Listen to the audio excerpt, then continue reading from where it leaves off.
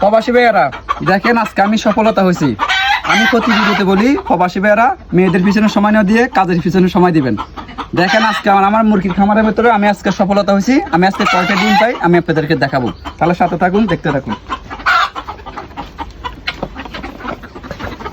বিসমিল্লাহ। দেখেন মাশাআল্লাহ, আপনারা দেখতে থাকুন। অবশ্যই দেখার পরে কয় পিস হয়েছে আপনারা গুনবেন।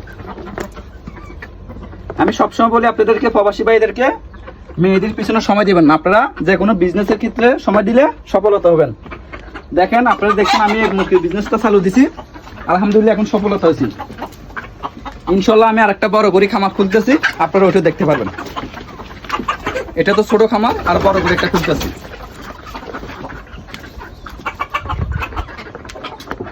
আমি সবসময় বলি আপনাদেরকে, সবসময় কাজের পিছনে সময় দিবেন, সময় দিলে সফলতা হবেন।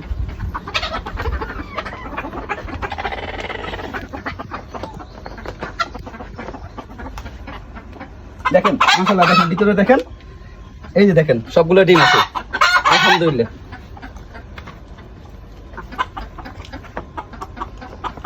মাশাআল্লাহ 1 ক্যারেট হয়ে গেছে।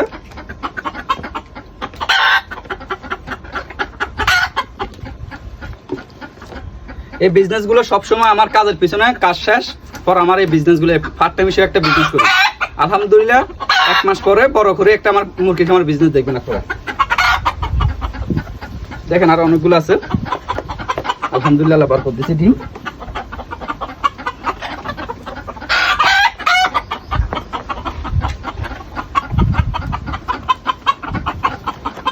দেখুন, আর অবশ্যই ভিডিওগুলো কেমন হয়েছে সবাই শেয়ার করবেন। প্রবাসীর সফলতা কেমন করে হয় সবাই দেখবেন।